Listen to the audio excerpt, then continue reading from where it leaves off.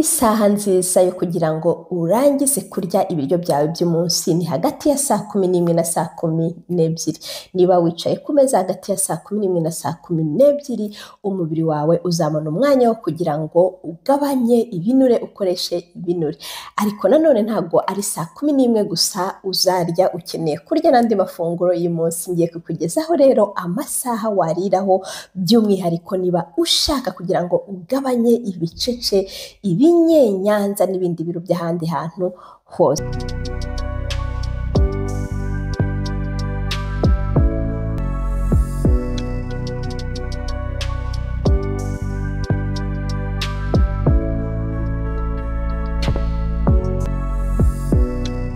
Iyi video ngiye kuyikora kubera ikibazo twabajijwe n'umukunzi wacu Jeannette uba mu gihugu cya Malawi. Yanditse email ayandikira Aduhire Channel agira ati: muraho neza, nitwa Jeannette mba mu gihugu cya Malawi, ndi umumama w'abana 3.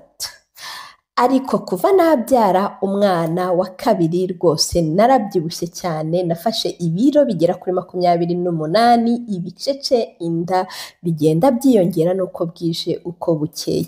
Ngerageza gukurikiza diet ya intermittent fasting ariko ibiro ntago bigabanuka. None nagira ngo mudufashe, mutubwire mu buzima busanzwe amasaha meza yo kuriraho, yo kurangiza kuriraho, by'umwihariko uduhe urugero amasaha wowe ukurikiza kugira ngo ntubashe kongera ibiro, n'amasaha wakurikije ukibyara kugira ngo ibiro byawe bigende bigabanuke. Ese ni iyihe saha nziza yo kugira ngo urangize kuriraho igihe amasaha yose warya? Murakoze cyane. Iyi email yanshimishije cyane y'umukunzi wacu witwa Jeannette wo mu gihugu cya Malawi, kuba yagiriye icyizere Aduhire Channel n'abakunzi bose baduhire Channel. Umuntu wese waba ufite igisubizo yamusubiza muri comment. Isaha nziza, amasaha meza yo kuriraho, by'umwihariko yansabye ko namubwira amasaha ngewe ku giti cyanjye ndiraho uko ngenda ndya umunsi wose kuva mu gitondo kugera nimugoroba. Jeannette rero ngewe nkimara kuba umumama w'umwana wa 3, ko ndi umumama, ndi umubyeyi w'abana 3, kobwa nahungu, akabe nacyo kintu cya mbere cyanshimishije mu buzima. Biranshimisha cyane rwose kwitwa mama. Nkimara kubyara nanjye nagize inda yarakwedutse, inda yariyongereye, ibiryo bya abantu bakunda ibiryo, turi kuvuga ibiryo, ibiro byariyongereye, inda yarakwedutse. Ariko ku mwana wa 3 natangiye guhindura ubuzima bwanjye bwose, ntangira gukurikiza intermittent fasting, iyo diet ya intermittent fasting. Kuva icyo gihe kugeza n'ubu ngubu kuko umwana ni mukuru. Mu kurya kwanjye, mu kubyuka kwanjye, iyo mbyutse saa 12 nywa amazi asanzwe akonje.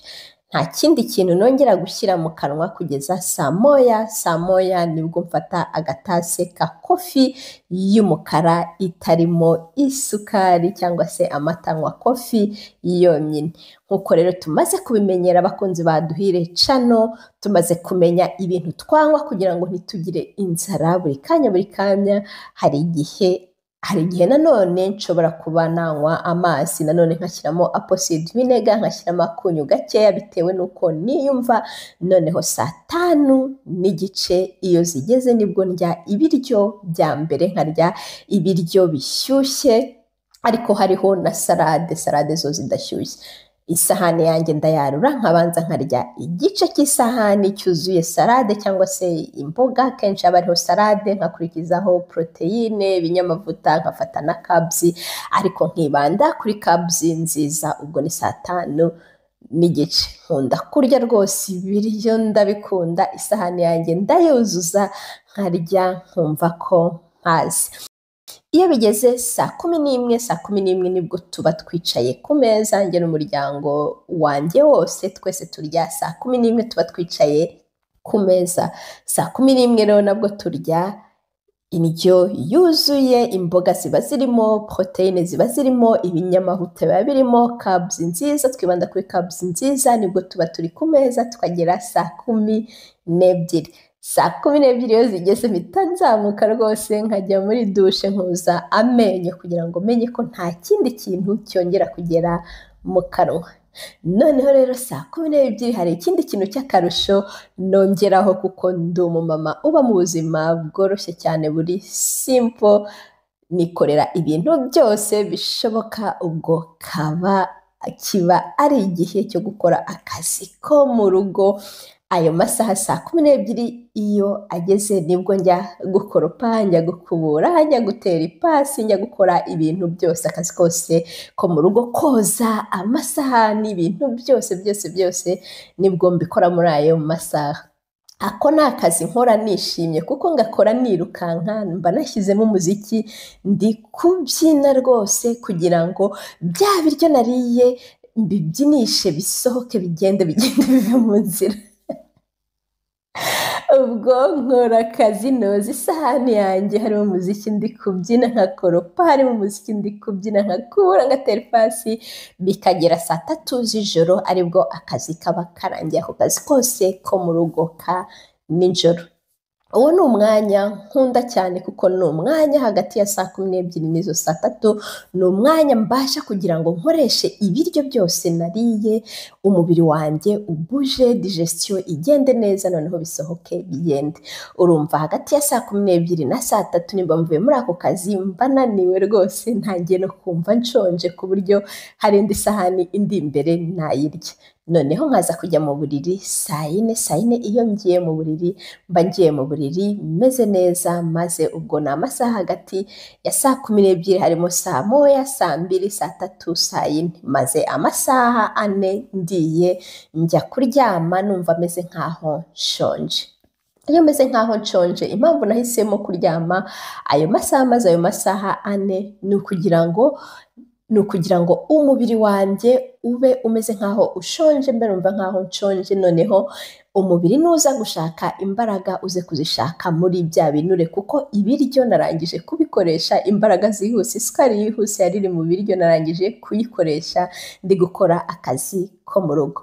Ubwo mu gihe ndyamye umubiri uzajya gushaka imbaraga, uzishake mu binure, ahantu hari ibinure byaje byose hashakemo ibiro, hashakemo imbaraga, noneho ibiro bisohoke. Niyo mpamvu bavuga ngo, akenshi bakunda kuvuga ngo umuntu ananuka aryamye, ngo nicyo gihe cyiza cyo kugira ngo ugabanye ibiro. Ubwo kuva 4:00 nzongera kurya nanone undi munsi uzakurikiraho 5:30. Iyo ni discipline yanjye nihaye yo kurya kabiri ku munsi, 5:30 na 11:00 kugera 12:00.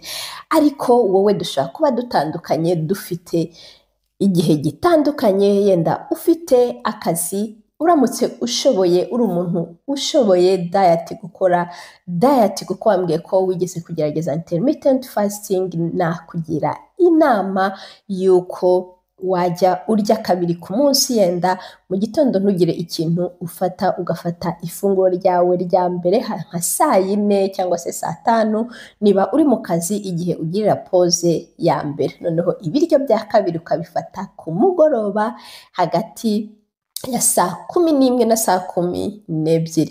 Ni byiza rero kugira ngo ufate ibiryo bya nyuma hakiri kare, noneho umubiri uhite ubikoresha, ukoreshe ya sukari yihuse uri bufate mu biryo, uyikoreshe hakiri kare mbere yuko uryama.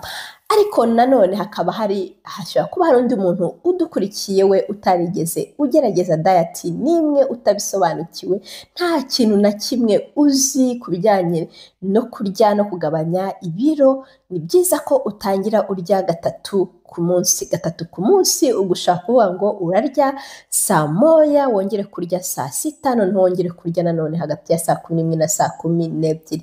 Ni byiza nyuma ya buri funguro ryose, numara kurya ifunguro ryose, byagushobokera ukagenda n'amaguru iminota mikeya ishoboka, ni byiza cyane rwose. Noneho kandi buri funguro ryose ukagerageza hakaba hariho intungamubiri zose, hariho imboga, hariho proteine, hariho ibinyamavuta, hariho na carbs nziza. Abadasobanukiwe carbs ndagushyiramo munsi video isobanura carbs icyo ari cyo. Ni byiza rwose ujye gerageza yewe na mu gitondo urye ifunguro rifite intungamubiri zose, ariko hagati aho ngaho nanone ntuze gushaka gufata ikindi kintu, nimba ari 3 ku munsi ni 3 ku munsi, nta kumva ushonje ngo ufate akaji, ngo ufate biswi, ufate ikintu kigufasha kugira ngo inzara igende atari muri ayo masaha. Ayo masaha 3 nuyubahiriza ukarya ibiryo byujuje intungamubiri rwose bizagufasha kugira ngo ibiro